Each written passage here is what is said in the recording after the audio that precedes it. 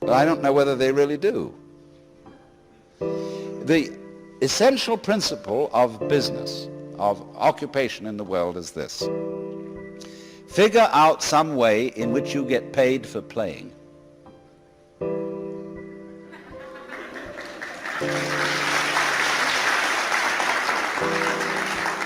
When I was quite young, I forget the exact age, I made a solemn vow, which was that I would never accept a job. I would always be my own employer. And curiously, there are very few roles in life which provide this possibility. The successful artist, writer, and sometimes musician, sometimes the independent consultant,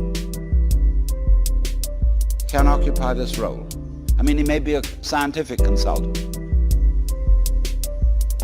But by and large, almost everybody seems to be compelled to take a job with a corporation. It's very difficult indeed these days to run a small business where you're your own boss, because you have to employ an enormous staff of people to keep track of the paperwork. I know a person, for example, who has a farm where he raises avocados. And the Department of Commerce visited him with a stack of forms this thick, which he had to fill in. Well, he got tough and said, I haven't the faintest idea what to fill into these forms. And he said to the agent of the Department of Commerce, you fill them in. And he made that man sit down and go through the whole procedure of filling in these forms. Because he said, I don't have the time. I'm raising avocados. That's my business. And as to all this paperwork, well, to hell with it. And the same situation prevails not only in business, but also in the university and in the hospital. One of my favorite doctors told me the other day that he spends only 1/3 of his working hours practicing medicine. The rest is in recording, accounting, filling in reports. And it's the same in every hospital. Paperwork endlessly, because the record of what you do is more important than what you do. Write it down, and then it's real. And so for the same reason, a lot of people don't believe they exist until they see their activities reported in the newspaper. A lot of juvenile delinquents commit crimes just to get attention.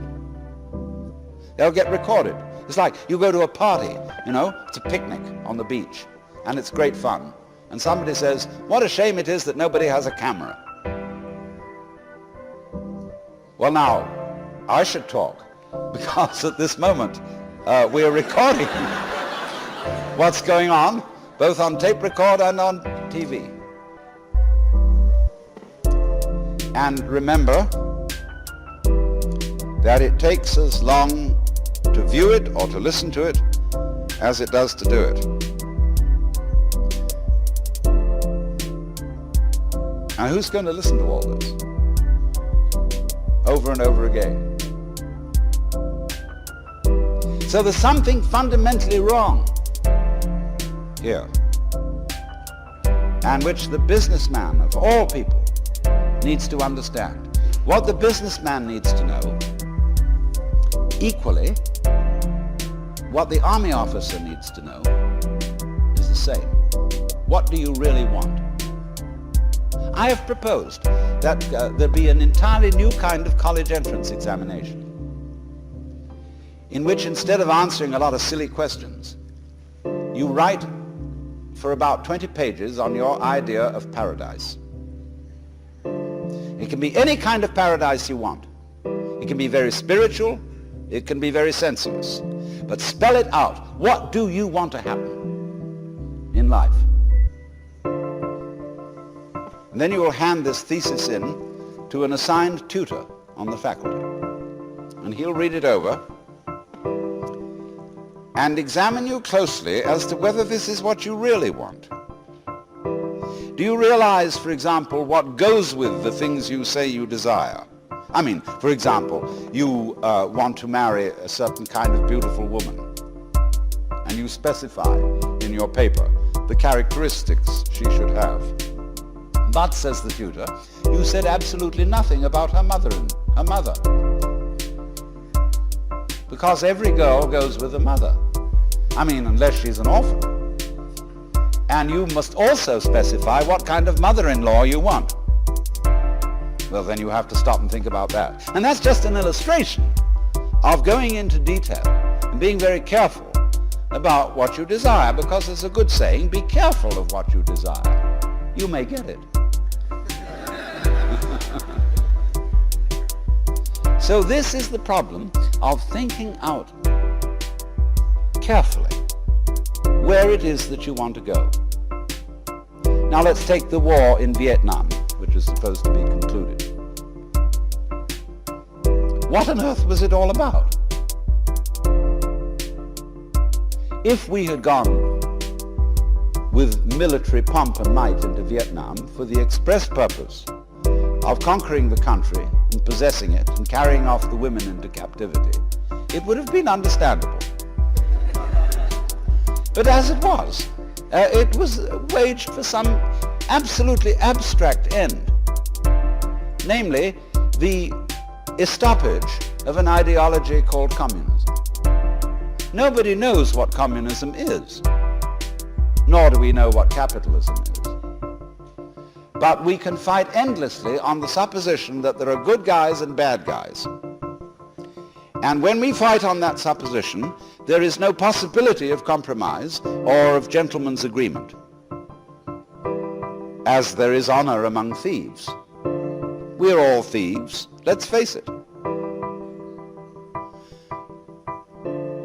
There is a doctrine in the Jewish religion that when God created Adam, he put into him a spirit which is called the Yetzer Hara, and that means the wayward spirit, or what I call the element of irreducible rascality. And that is in us all. A little bit. It's not the whole of us. It's like just a pinch of salt in the stew. And you don't want the whole stew to be salt. But you have to have just a touch of rascality to be human. And I find it difficult to get along with people who don't know that they have it. People who come on that they're all sincere, all good, all pure, bore me to death and scare me. As they're unconscious of themselves, and therefore they suddenly do terrible things without warning, either to themselves or to others. They make promises that they're never going to fulfill because they want to talk right. And so if I do business with someone who is not really aware that he's a rascal, I know he's impossible to do business with. He'll suddenly cheat me completely. But if I'm aware that he's a bit of a shyster, I feel comfortable. And I let him know that I am too.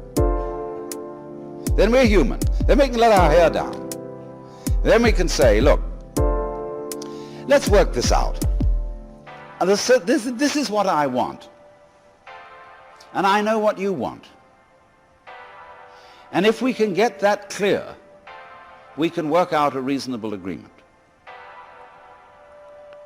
We can compromise. We have a little play of give and take. But if you don't have that, you're absolutely snarled. Now look at it this way. You can't operate business nowadays without a whole team of lawyers. And what is the function of lawyers? They're to write down the rules of the game so that we have what is called the rule of law. A lot of people talk today about law and order. and how it's got to be upheld. Now, what does that actually mean? It means that all organizations, business corporations, bureaucratic government corporations, even churches, are going by the book. They are operating according to a manual. And in many corporations, individuals have constantly to consult some sort of manual to know what they should do, instead of using their own good sense. This doesn't work. It means that an organization is entirely different from an organism. You, each one of you, are an organism. A very, very complicated organism, which your nervous system facilitates, let's use that nasty word. And you don't know how you do it. You couldn't begin to describe how your nervous system works. And even neurologists don't know how it works. And yet it works reasonably well. Because your brain can handle an unknown number of variables. A variable is any identifiable process, such as breathing, such as the circulation of the blood, such as the secretions of the glands, such as the digestive system, and so on and so on. Now, you operate those all day without knowing how you do it. There's no book of rules according to which you do this.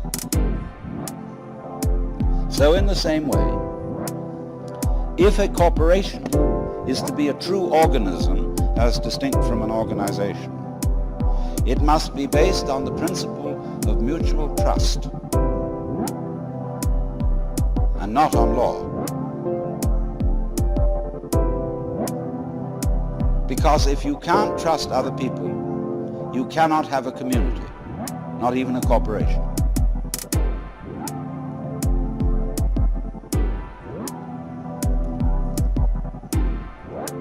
It's risky, very risky to trust other people, because they may let you down. But on the whole, if you do trust them, the chances are perhaps 60 to 40, maybe a little more, maybe 75 to 25, that the system will work, simply because they're trusted. And as soon as you've got a system where, for example, in a supermarket, there are mirrors all over the place, TV cameras watching everything, all kinds of checks on the cashiers, that they won't sneak off with something. You've got a system that increasingly won't work, because nobody will want to work there. One of the major reasons for hippies and dropouts is that human beings don't want to work under conditions like that, because they are mechanical conditions, and the mechanism is quite distinct from the organism, because the mechanism is arranged on linear plans, the book, whereas the organism transcends that. We don't know how. That means we can't write down how, because it's more complicated than any form of writing can express.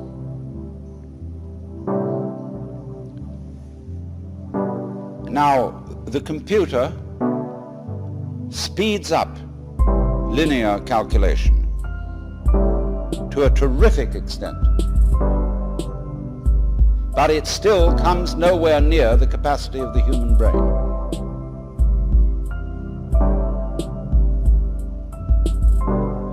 And so this is something that has to be recognized as a principle. Now let me give another illustration of it. every corporation employs a number of people in research. Let's take IBM. They have a huge center down near San Jose where they have a research staff. And one of the first things they had to recognize is that you can't put creative research people under the clock.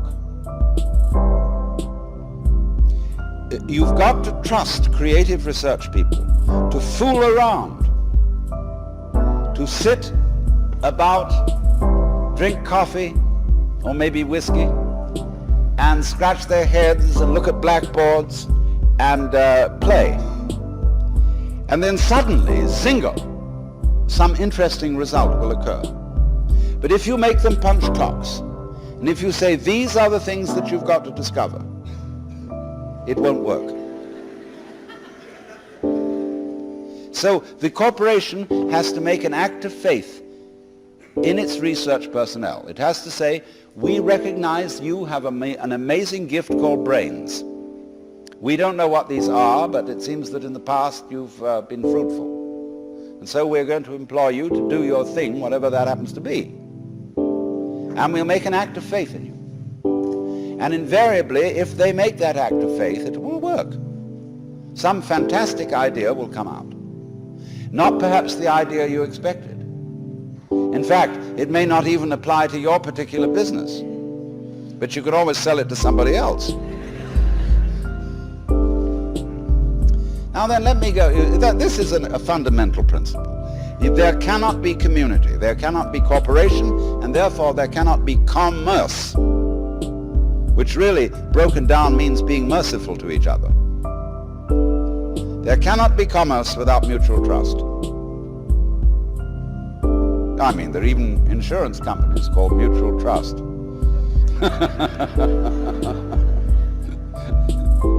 But it just can't happen. The society at the moment is mutual mistrust. And therefore it becomes increasingly difficult to do anything. Business is inhibited by the lack of free enterprise. Well, that sounds very right-wing. But actually fascist states, corporate states, totalitarian states are utterly against free enterprise. So let's push this a little further. St. Paul said that the laborer is worthy of his hire. And I, as a philosopher, mere philosopher, dealing in higher things, always insist that I be paid for my work. And I get the highest fee I can get. And people say, well, you're just out for money. I say, that's none of your business. Because I give most of it away. My own needs being extremely simple. Although I enjoy good food, I don't even own a television set. And, it's a very simple life, but I've got enough. And enough is as good as a feast. You see, a lot of people don't feel happy unless they have another thing beyond money, which is called status. And status, to a very large extent in our economy, consists in conspicuous consumption. In having this thing and that thing and the other thing, in having a swimming pool, a Ferrari, certain kind of clothes, and a certain kind of house with an enormous round-style picture window, and so on and so on and so on. And we think we need all that because we've been persuaded by a certain kind of propaganda that that's how we ought to live. Because we haven't asked ourselves whether that was what we really wanted. In other words, we've been propagandized into thinking what we wanted. I remember my daughter when she was in high school, number one daughter, who's now become very sensible, insisted that she had to have a certain number of cashmere sweaters. In those days, I couldn't afford them. I said, my dear, do you really want these? Or is it just that you've been reading ads in the magazine or listening to the other children? Because you see, schools are places where you send your child to be brought up by other children. And therefore they get a kind of lowest common denominator of culture. So they all think they got to have this, they got to have that. And they don't really want it. If they sat back and considered, do I need all that? Is this trip really necessary? They would come to the conclusion that it wasn't. And that would be very important because they would save energy. You all know, of course, that we are nearing an energy crisis. That there is not enough physical energy going to be available for all the things we think we're supposed to do, to go rushing around and so on. So we need to take towards commerce a more relaxed attitude.